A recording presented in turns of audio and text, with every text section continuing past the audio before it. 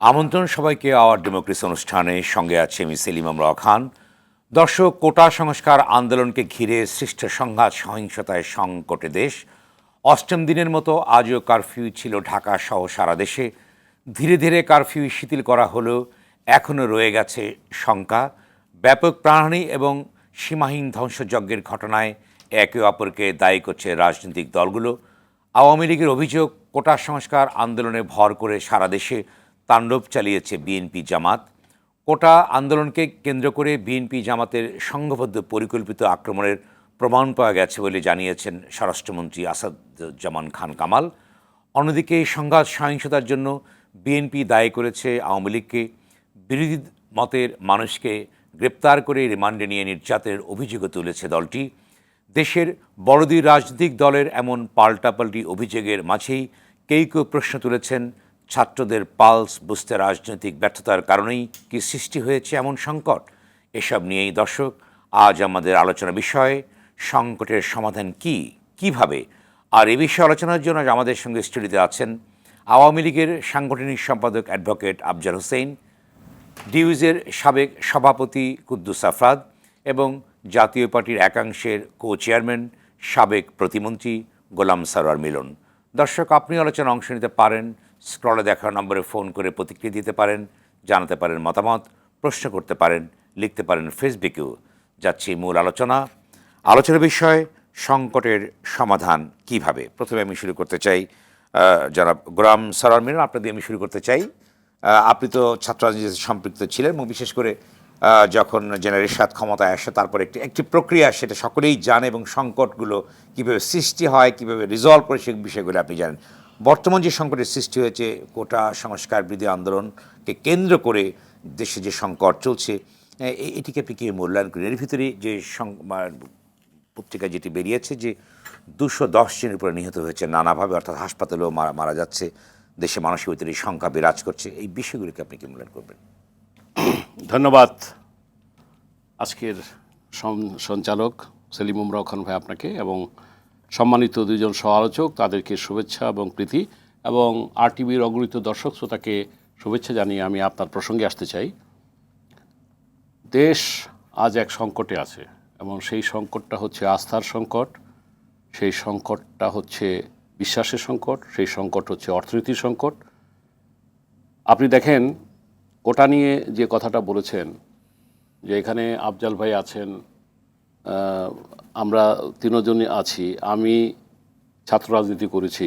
আপনি লাস্ট যে কথাটা বললেন আপনার প্রারম্ভিক ভূমিকায়, যে ছাত্রদের পালস বুঝতে ব্যর্থ হয়েছে কর্তৃপক্ষ, আমি এটার সাথে সংযোজন করে বলতে চাই যে দেখেন, এটা বলার আগে প্রথমেই আমাদের সামনে চিত্র কিন্তু দুটা, একটা হচ্ছে হত্যাযজ্ঞ, একটা হচ্ছে ধ্বংসযজ্ঞ। হত্যাযজ্ঞটা বললাম এই কারণে, ছাত্রদের একটি অহিংস আন্দোলন হিংস আন্দোলনে পরিণত হয়েছে। কেন? আমি আপনার ওই কথার সাথে সহমত করে পোষণ করে বলতে চাই যে আজকে সরকারের দায়িত্বশীল যারা ছিলেন তারা ছাত্রদের পাসটা বুঝতে দেরি হয়েছে।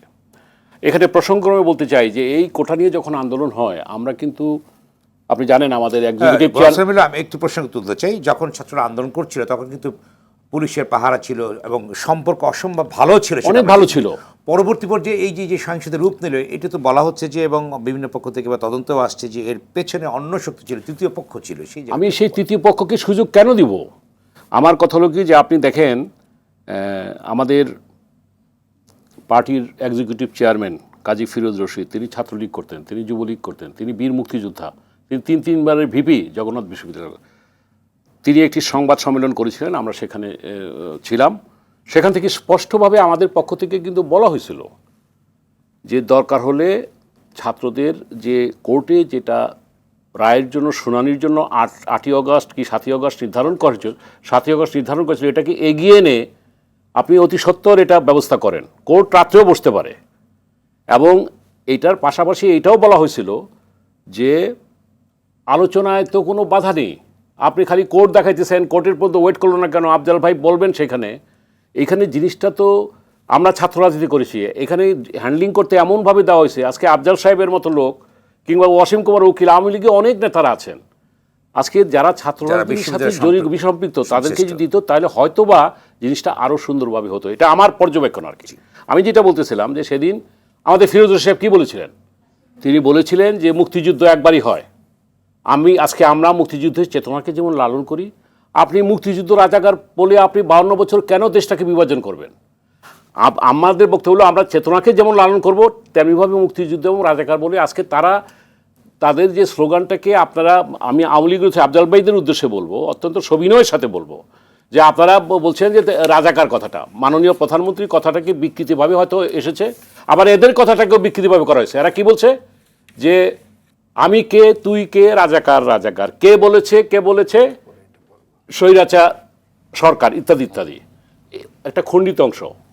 আমরা যারা মুক্তিযুদ্ধকে লালন করি, এ রাজাকার শব্দটা হলে আমাদের হাতে ঘা লাগে, আমাদের অনুভূতিতে লাগে। আমি এই ব্যাপারে কোনো দ্বিমত পোষণ করছি না, কিন্তু আপনি এই কথাটাকে, আমার কথা হলো কি যে মুক্তিযুদ্ধের এটাকে আজকে এই প্রজন্ম, আমরা তো উনি স্মার্ট বাংলাদেশ করতে চান মাননীয় প্রধানমন্ত্রী, তো স্মার্ট বাংলাদেশ করলে মেধাকে তো আনতে হবে। আর পরিসংখ্যানে যেটা দেখা গেছে যে আপনার 8%-এর উপরে মুক্তিযুদ্ধ কোটা কিন্তু কোনো ফিল আপ হয় নাই। তা আজকে আমার বক্তব্য যেটা আমি প্রারম্ভিক বলতে শেষ করতে চাই যে আজকে এই 56 বছর পর আপনি কিন্তু ছাত্রদের সেই কথাটাই মানলেন, ওই আমাদের প্রস্তাবটাই কিন্তু সরকার সেটা লাস্টে করলো।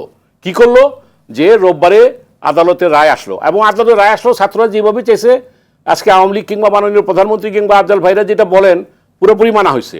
তাহলে পুরোপুরি যদি মানা হয় তাহলে জিনিসটা এত ইয়ের পর লাস্ট পয়েন্ট দিয়ে যেটা শেষ করতে চাই যে আমি ওবায়দুল কাদের সাহেবের একসাথে আমাদের ছাত্র রাজনীতি করার সুযোগ হয়েছিল। উনি একজন প্রজ্ঞাবান রাজনীতিবিদ, বিজ্ঞ রাজনীতিবিদ, আমি কিন্তু এটাই করি।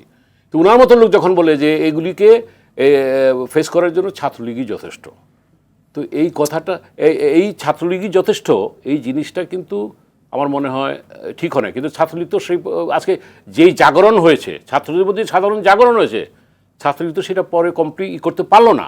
সুতরাং আজকে এই যে কথাটা আমি আপনার কথা দিয়ে শেষ করতে চাই যে তাদের যে পালসটা, এইটা অনুধাবন করতে, উপলব্ধি করতে সংশ্লিষ্ট যারা দায়িত্বে ছিলেন তারা মনে হয় ব্যর্থ হয়েছে। না হলে আজকে মাননীয় প্রধানমন্ত্রী কিংবা সরকারকে এই একটা বিব্রতকর এই অবস্থায় পড়তে হয় না, এটা আমি মনে করি। ধন্যবাদ। আবার আসবো আপনার কাছে। এবার যাচ্ছি আফজাল হোসেন, আপনি বলুন যে এই যে ছাত্রদের যে আন্দোলন গেল বা সরকার সব কিছু মেনে নিয়েছে, যারা বলেছে মেনে নিয়েছে, তারপর আন্দোলন করবার ঘোষণা তারা দিয়েছে, কিন্তু বিষয়টি হচ্ছে যে এখন তো সেখানে নেই, অর্থাৎ দোষারোপের ভিতরে যে পাল্টাপাল্টা অভিযোগের ভিতরে আছে। এর ভিতরেই ফখরুল ইসলাম আলমগীর বলেছেন যে সকলকে নিয়ে, অর্থাৎ জামাত, ধর্মভিত্তিক রাজনীতি সকলকে নিয়েই তারা এক দফার আন্দোলন করতে চায়।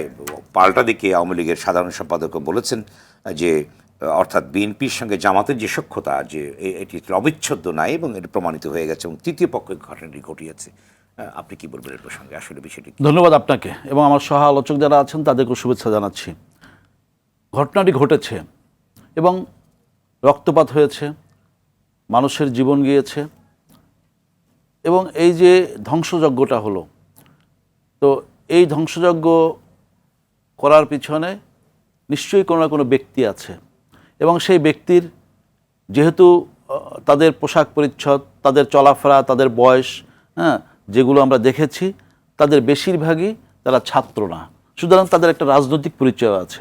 সুতরাং এই রাজনৈতিক পরিচয়টি অবশ্যই ইতিমধ্যে সরকারের বিভিন্ন সংস্থা, আইন প্রয়োগকারী সংস্থা, তারা কিন্তু বসে নাই, তারা কিন্তু বিষয়গুলোকে আমলে নিয়ে এগুলোকে কিন্তু বিচারের আওতায় আনার জন্য তদন্ত শুরু করেছে। সুতরাং তদন্তের জন্য আমরা অপেক্ষা করি।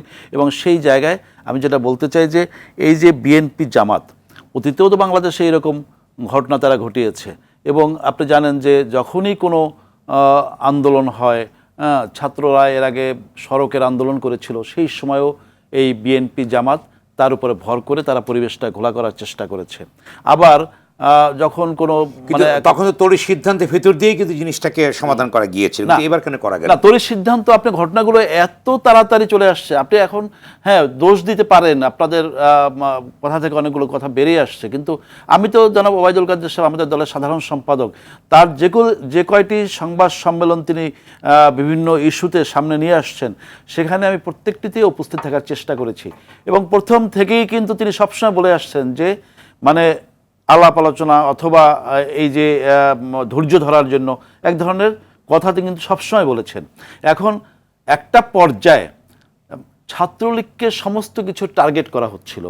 তখন মানে ছাত্রলীগ তো এই যে এই যে ঐতিহ্যবাহী একটি সংগঠন, সেই সংগঠনের স্বাধীনতার সাথে নামের সাথে সম্পৃক্ত এই সংগঠন, বাংলাদেশের বুদ্ধের সাথে নামের সম্পর্কিত এই সংগঠন। সুতরাং সেই সংগঠনটিকে যখন একটা ট্যাগ লাগানো হয়, তখন কিন্তু মানে আমি ছাত্রলীগের সাবেক নেতা হিসেবে আমাকেও কিন্তু সেই ছাত্রলীগের পাশে দাঁড়াতে হয়। এবং সেই কারণে বলছি যে এই ছাত্রলীগ তারা তো এই কোটা সংস্কারে যারা আন্দোলন করেছে পাশাপাশি অবস্থান করছিল, কোনো সমস্যা হয় নাই। এবং ছাত্রলীগের অনেক নেতা কর্মী তারা কিন্তু এই আন্দোলনের সাথে সম্পৃক্ত হয়েছে, এবং সেই কারণে এই আন্দোলনের যৌক্তিকতা এটি কিন্তু সরকার মেনে নিয়েছে।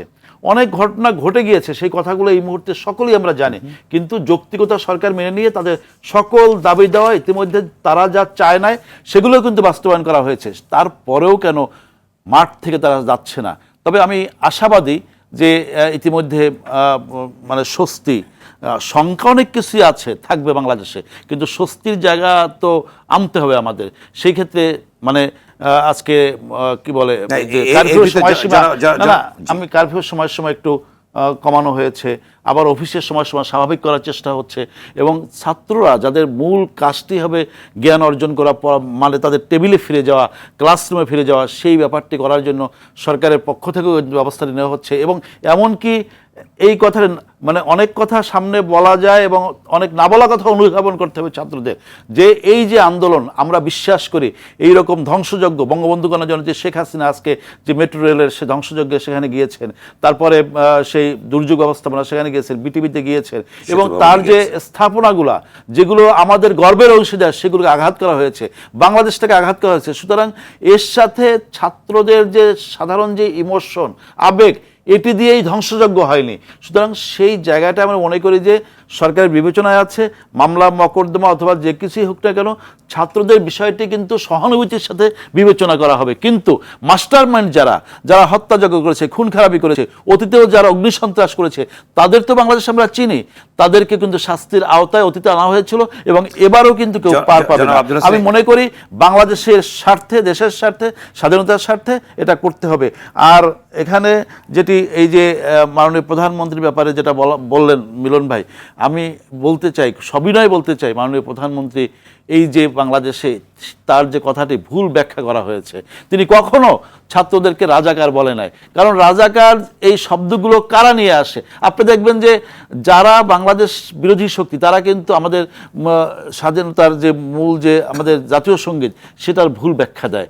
আবার তারা এই যে স্লোগান তুমি কে আমি কে বাঙালি বাঙালি, সেটাকে এই ছাত্রদের মুখে কোন অপশক্তি তুলে দিল ওদেরকে খুঁজে বের করতে হবে। কারণ এটা কিন্তু ছাত্রদের যারা যে ঢাকা বিশ্ববিদ্যালয় থেকে ৭১ তারা মুক্তিযুদ্ধের রণাঙ্গনে যুদ্ধ করেছে, জীবন দিয়েছে, আর রোকেয়া হলের ছাত্রীরা যেখানে মানে তাদের সম্ভ্রম হারিয়েছে, সেই জায়গা থেকে এই কথা আসতে পারে না, তাদের মুখে এই কথাগুলো সুকৌশলে দেওয়া হয়েছে। সুতরাং সেটাও ভাবতে হবে আমাদের তরুণ প্রজন্মকে। কারণ আমি তো মনে করি যে আগামী দিনে এই বাংলাদেশটা আমাদের সকলের, বাংলাদেশটা রক্ষার জন্য আমাদের সকল কাজ করতে হবে। আর কোনো সমস্যায় কিন্তু মানে কি বলে সমস্যার সমাধান হবে না এরকম কাজ নাই।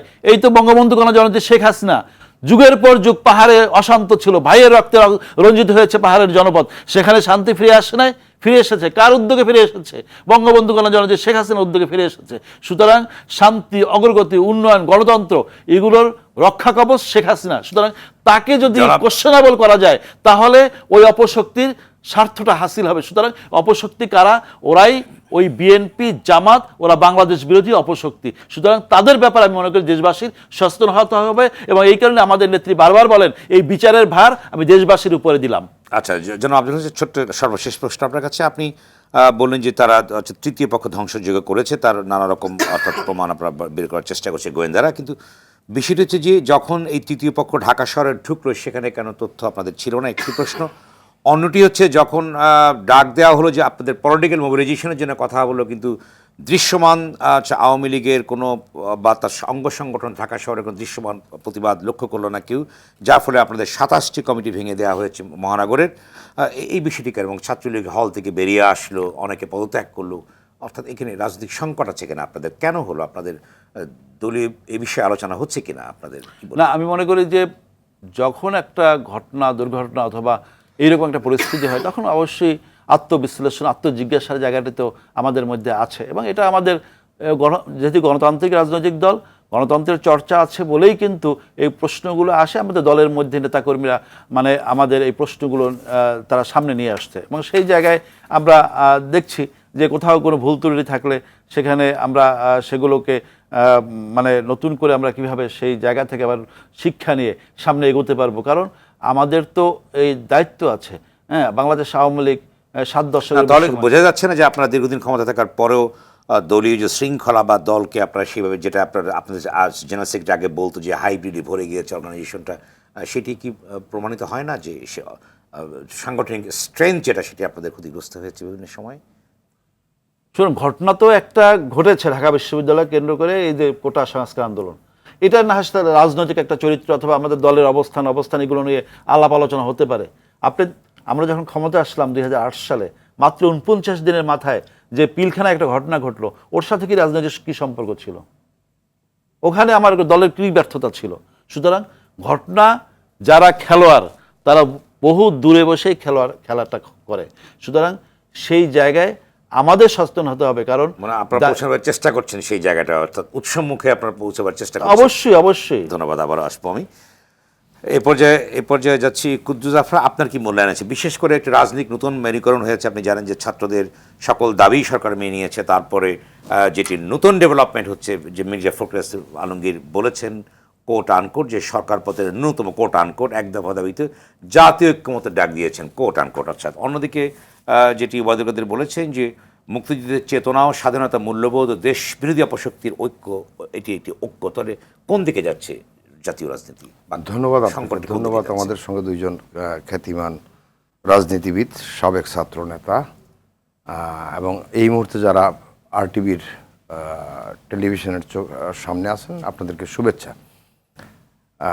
দুইজন বিজ্ঞ ব্যক্তি কথা বললেন শুনলাম আসলে হচ্ছে এইখানে বসে তো সব সমস্যার সমাধান হবে না বা আমার আলোচনাও যে এই সময় হবে না এখানে বিস্তর ফাঁকফোরক আছে বোথ সাইডের আমাদের মিলন ভাই বলছিলেন কিছুক্ষণ আগে আপনিও বলছিলেন শুরুতে ফাঁক ফোকরগুলা সব সাইডে কিছু ঘাপটি আছে উদাসীনতা আছে আবার কিছু মিসকোড আছে মিসকোড বলতে গেলে আমি বলতেছি আমাদের মাননীয় প্রধানমন্ত্রীকে যেরকম মিসকোড করা হয়েছে বা ছাত্রলীগকে নিয়ে কথার কথা ওবায়দুল কাদের সাহেব একটা কথা বলছেন ওইটাকে যেভাবে মিসকোড বলে এখনো ধরা হচ্ছে আমাদের ছাত্রলীগই যথেষ্ট বলতেই পারেন তার ছাত্রলীগ তার ব্যাপারে যে ধারণা এই ছাত্রলীগকে তো মারার জন্য বলেনি বলছে ছাত্রলীগ এটা হ্যান্ডেল করতে পারবে ছাত্রদের সমস্যা একইভাবে ওরা যখন রাজাগার বলে ব্যক্তিগতভাবে আমিও খুব ব্যথিত হয়েছি অনেকটা টক শোতে বলছি ওদেরটাও আবার সরকারি পক্ষ মিসকোট করে এরকম ভাবে সেটাকে ধারণ করছে তাদেরকে তুচ্ছ তাচ্ছল্য ভাবে সব মনে রাজাগার হয়ে গেল এরকম একটা ধারণা হয়ে গেছিল আন্তরিকতার একটা ঘাটতি ছিল দেখেন আন্তরিকতার ঘাটতি আমি মনে করি স্টিল নাও সরকারের তরফ থেকে এখন তো প্রচুর আন্তরিকতা দেখানো হচ্ছে কিন্তু এখন আবার তারা মানছে না আমি এইবার আন্দোলনের কিছু ফুটেজ বিভিন্ন টেলিভিশনে সৌজন্য আমরা তো সব জায়গায় যেতে পারি না যাইও না আপনিও দেখতে পারেন না টেলিভিশনে আমাদের একটা মাধ্যম ছিল সংবাদপত্র মাধ্যম ছিল টেলিভিশনে যেহেতু ভিজুয়াল দেখা যায় তখন অনেক কিছু বোঝা যায় শাহজালাল হলে ছাত্ররা যেইভাবে এক একটা রুম ভাঙচুর করছে কুদল নিয়ে শাবল নিয়ে ইত্যাদিতে নানানভাবে মানে যে যেখানে শক্তি হয়ে গেছে সেই তখন আইন হাতে তুলে নিচ্ছে ছাত্রদের বক্স পোটলা বইপত্র যেভাবে ফেলে দিচ্ছে এটা তো মেধাবী ছাত্রদের লক্ষণ না আবার একইভাবে পুলিশ তাদেরকে দমনে যেভাবে চড়া হয়েছে এটাও কাম্য না আগের থেকে যদি পুলিশের হাতে রিপোর্ট থাকতো এরকম হতো না পুলিশ কখনো কখনো কোথাও পিছু উঠছে তারপরেও দেখা গেল তাদের আক্রমণের শিকার আক্রমণটা করলো কারা আক্রমণ তো ওই যে একটু আগে আফজাল ভাই বললেন এইখানে একটা টাইম না আমি মনে করি একটা টাইম একটা ছাত্রদের হাতে নিয়ন্ত্রণটা কিন্তু 17-18 তারিখ পর থেকে তাদের হাত থেকে নিয়ন্ত্রণটা চলে যায় এর আগেও তাদের হাতে তাদের দিয়ে সামনে খেলছে পিছনে অন্য কেউ ছিল নাহলে এই ম্যাচিউর আপনি কি মনে করেন ব্লকেট শব্দটা এরা এমনি আসছে কমপ্লিট শাটডাউন শব্দটা অনেক দূর থেকে সেই আমেরিকার একটা রাজ্যের একটা ঘটনায় বছর 2-3 আগে একটা কমপ্লিট শাটডাউন সেই শব্দটা কি এমনি আসছে এরা বহু চিন্তা ভাবনা করে আগের না, থেকে কুদ্দুস, ধাপে ধাপে আফরাদ, আপনি বলুন যে আপনি বলছেন যে এই শব্দগুলো বা এর পেছনে অনেক লোক ছিল বা যারা এই প্ল্যানটা সাজিয়েছে, আপনি এটি বলতে জি, জি, চেয়েছেন। জি, জি, তাহলে জি। সরকারের গোয়েন্দা সংস্থা, আওয়ামী লীগ ক্ষমতাসীন দল, তার লোকবল, বিদেশি সবকিছুই ব্যর্থ হয়ে গেল। এই প্রসঙ্গে আপনি বলবেন একটি বিরতি পরে। দর্শক, আওয়ার ডেমোক্রেসি অনুষ্ঠানে নিচ্ছে ছোট্ট বিরতি, সঙ্গেই থাকুন।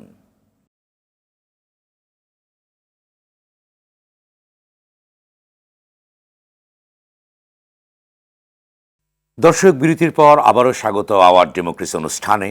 সঙ্গে আছি আমি সেলিম আমরাও খান। আজ আমাদের আলোচনার বিষয় সংকটের সমাধান কিভাবে।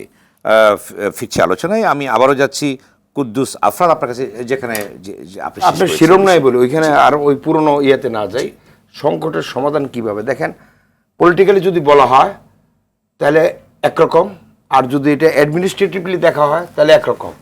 এখন আর ছাত্রদের সামনে আসলে কোনো দাবি নাই, এবং যেই দাবিটা ছিল পপুলার দাবি যে কোটার সমস্যার সমাধান, এবং এটা এর সাথে আওয়ামী লীগের লোক জড়িত ছিল, বিএনপির লোক জড়িত ছিল, মানে যারা সাধারণ মানুষ, আমি বলতেছি নেতা না, অনেকের এখানে স্বার্থ জড়িত ছিল।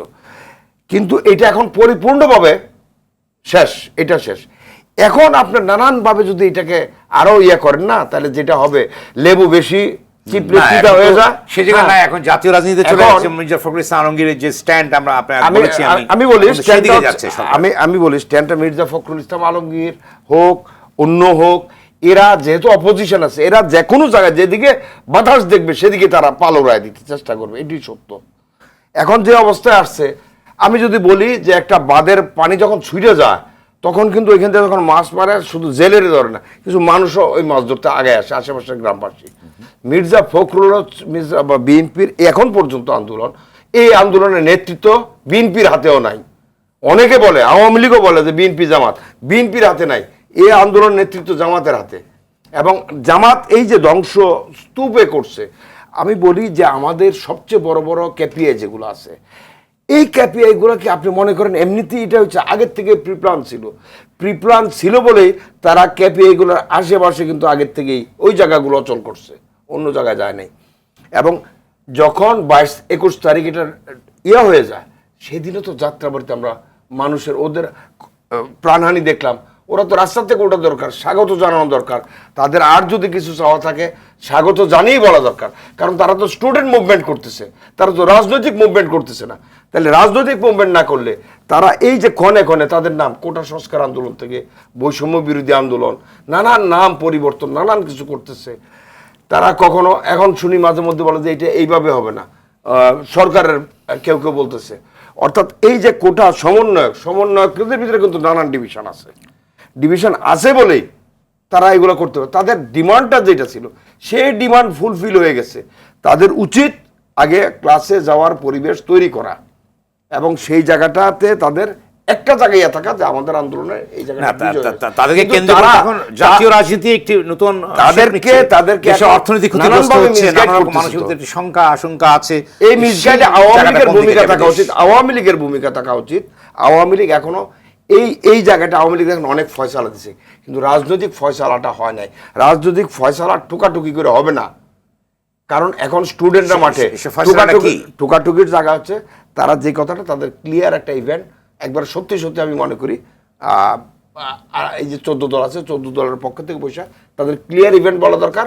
এবং এইটাও বলা দরকার, আমি যেটা মনে করি, কারণ আমাদের এই মুক্তিযুদ্ধের মধ্য দিয়ে অর্জিত দেশটা ইয়েতে চলে যাক, আমরা যে অগ্রগতি সেটা ধ্বংসক কোনো দেশবাসী চান, মুষ্টিমেয় মানুষ যারা এখনো পাকিস্তান জিন্দাবাদে বিশ্বাসী তারা চাইতে পারে, কিন্তু বাংলাদেশের মানুষ চায় না। সেই জন্য তাদের যেটুকু স্ট্যান্ড আছে, যেরকম ক্ষতিগ্রস্তদেরকে প্রধানমন্ত্রী প্রতিদিন যাচ্ছে বিভিন্ন জায়গায় বলছে সহযোগিতা, বিচার, সবকিছু।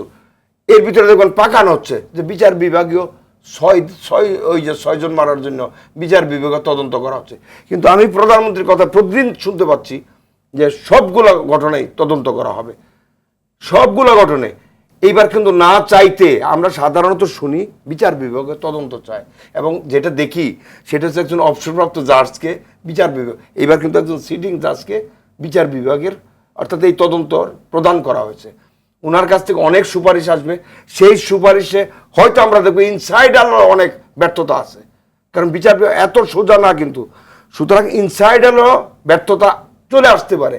আপনি কি মনে করেন এই যে বড় বড় স্থাপনা হামলা হলো ঘন্টার পর ঘন্টা, ওইখানে কোনো লোক, ওই প্রতিষ্ঠানের কোনো লোক, একটা লোক আহত হয় নাই, একটা গুলিও ফুটে নাই?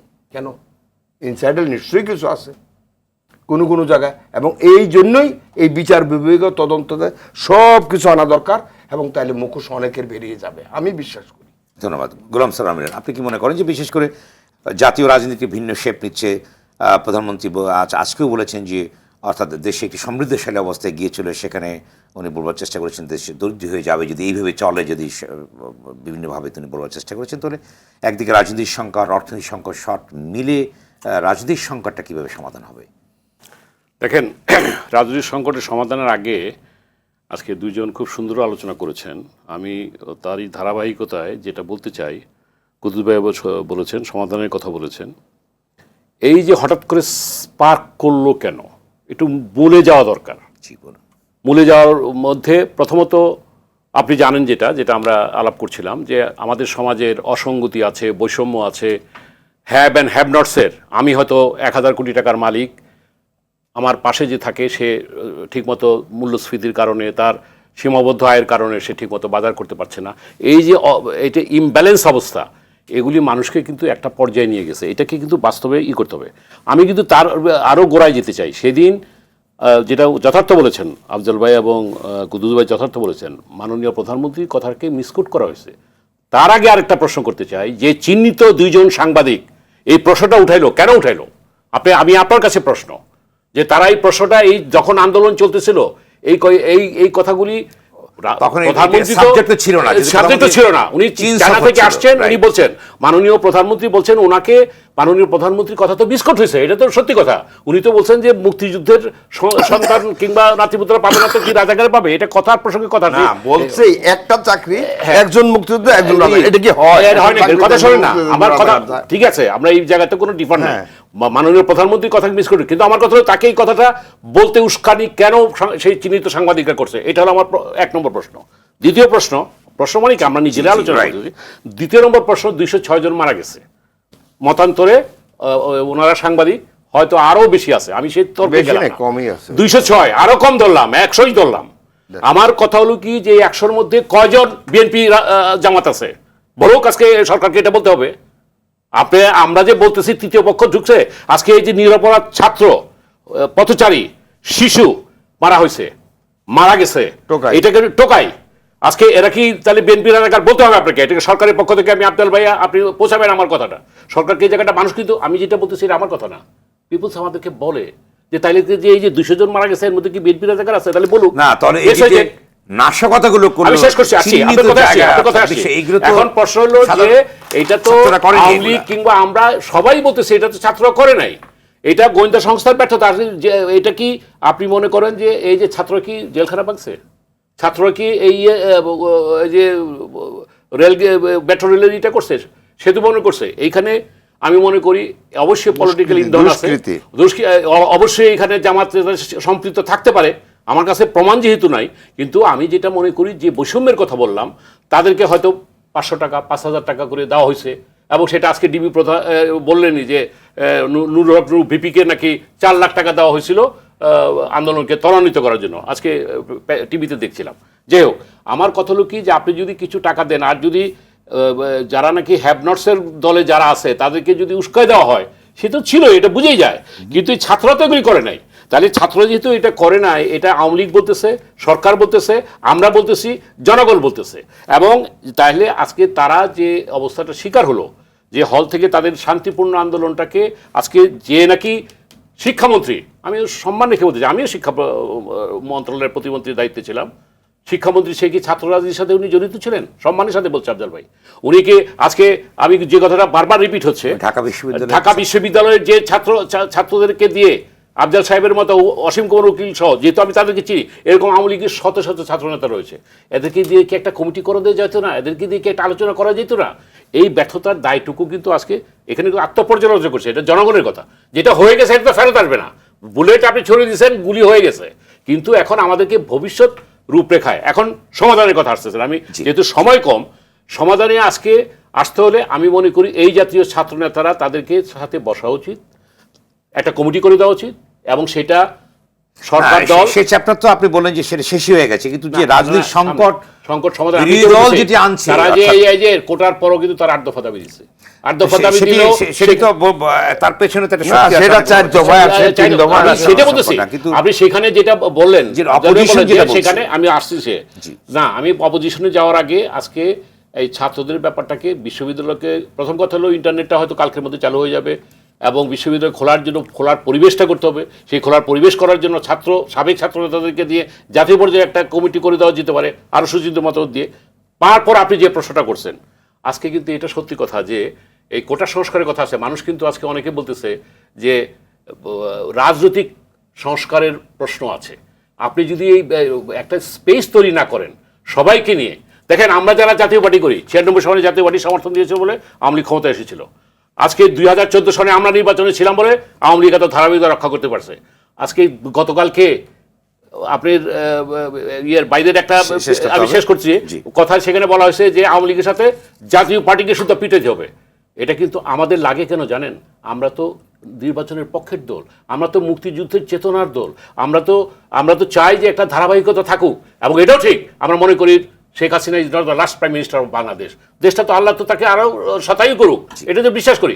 সুতরাং আমাদেরকে সে সমাধানের জন্য আজকে আমাদেরকে আওয়ামী লীগকে, এটা যেহেতু একসাথে আমরা রাজনীতি করি, আমরা চাই যে তাকে সেভাবে আমরা সরকারকে সেইভাবে ইতিবাচক পজিটিভ এবং জনমুখী পদক্ষেপ নেওয়া দরকার। যদিও মাননীয় প্রধানমন্ত্রী আজকে অনেক জায়গায় গেছেন, এই ইয়েতে হসপিটালে গেছেন না। গোলাম সাহেব, আমি 10 সেকেন্ডে বলুন যে যেখানে এত বড় আমাদের স্থাপনাগুলোকে, যেখানে আফজল হোসেন বললেন যে গর্বের স্থাপনাগুলো বললাম, গোয়েন্দা সংস্থার তার সঙ্গে কে বসবে? না, আমি সেখানে বসার কথা বলি নাই। আমি বলছি ছাত্রদের ব্যাপারে।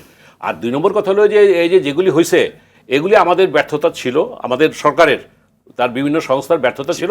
সুতরাং এগুলিকে ভবিষ্যতে, এবং ওইটাতে বললাম যে এগুলি আপনি ধারাভাবে আপনি যদি বিএনপি জামাত বলেন হইতে, তাতে ইন্ধন থাকতে পারে, আজকে রাজনৈতিক ফয়দা আপনি লুটতে পারেন, কিন্তু আজকে বের করতে হবে যে 206 জনের মধ্যে কয়জন বিএনপি ছিল, কয়জন জামাত ছিল। ধন্যবাদ। আফজল হোসেন। না, আমি একেবারে খুবই মানে গুরুত্ব সহকারে যে কথাটি বলতে চাই সেটা হলো যে এই আন্দোলনের সাথে মানে পিছন যারা এর কলকাঠি নাড়িয়েছে তারা কিন্তু অনেক দিন আগে থেকেই তাদের সাথে সম্পৃক্ত, এবং সেই ক্ষেত্রে যে কোনো রক্তপাতী বেদনার এবং এইরকম একটা মানুষও মানে যদি মৃত্যুবরণ করে সেটাই আমাদের জন্য কষ্টের, দুঃখের, বেদনার। আর আওয়ামী লীগ, বাংলাদেশ আওয়ামী লীগ, এই আওয়ামী লীগ তো মাটি মানুষের রাজনৈতিক দল, এবং বঙ্গবন্ধু কন্যা জননেত্রী শেখ হাসিনা সবসময় কিন্তু মানে বাংলাদেশে আসার পর থেকে তার একটাই কথা ছিল যে মানে রক্তপাতের মাধ্যমে ক্ষমতা পরিবর্তনের যে ধারাবাহিকতা, এইটা বাংলাদেশে যাতে না হয় তার জন্যই তারা কাজটা করেছেন।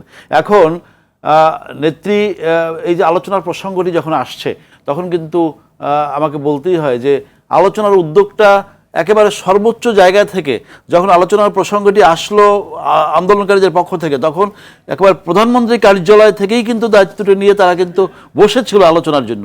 কিন্তু আলোচনা অনেক পানি গড়া যাওয়ার পর বিলম্বিত সিদ্ধান্ত। আরে ভাই, আমি একটা মিলন ভাই কথা বলি যে বিলম্বিত সিদ্ধান্ত বলেন যেই বলেন, এমন কোনো অঘটন হয়নি যে অনেক কিছুই ঘটতে পারে বাংলাদেশে, তাই বলে কি আলাপ আলোচনা থেমে যাবে? আলাপ আলোচনা হবে না? কি রক্তপাত হয়েছে, হ্যাঁ, কিন্তু আপনি খেয়াল করবেন রক্তপাত শুরুই হয় নাই, মানে কোনো মানুষ মারা যায় নাই। আপনি আমেরিকায় 2 জন মানুষ মৃত্যুবরণ করেছে, কথাগুলো বলে নাই, বলছে না? সুতরাং তার পরের দিনই 6 জন মারা গেছে, ঠিক আছে, কিন্তু 6 জনের মৃত্যুর আগেই কিন্তু কথা বলা হয়েছে। আবার 6 জন মারা যাওয়ার পরে বঙ্গবন্ধু কন্যা জননেত্রী শেখ হাসিনা যখন বললেন যে রক্তপাত চাই না, এবং তার জীবনের অভিজ্ঞতা থেকে তিনি বললেন যে মানে পরিবার পরিজন, আত্মীয় পরিজন সব হারিয়ে তিনি এই যে রক্তপাতের যে ভয়াবহতা তিনি তার জীবন দিয়ে দেখেছেন, সেই জায়গা থেকে যখন আহ্বানটি জানালেন যে, এবং তখন কিন্তু তিনি স্পষ্ট ভাষায় বললেন যে উচ্চ আদালত থেকে ছাত্ররা ন্যায় বিচার পাবেন বলে প্রত্যাশা। এবং এই জিনিসটি বলার পরও কেন আমি আশ্বস্ত হতে পারলাম না? তারপর আরও রক্তপাত ঘটাতে হবে, এবং আজকে সমস্ত দাবি দেওয়া মেনে নিলাম, তারপরও একটার পর একটা দাবি। সুতরাং আমি ছাত্রদের আমি বলি, তারা তো বলছেন যে তারা কিন্তু এই সকল ধ্বংসযজ্ঞ, খুন খারাপি এগুলোর সাথে তারা সম্পৃক্ত না, মেনে নিলাম, কিন্তু আমরা তো স্বস্তি চাই অবশ্যই এবং সেই জায়গায় দায়িত্বশীল আচরণটি করতে হবে।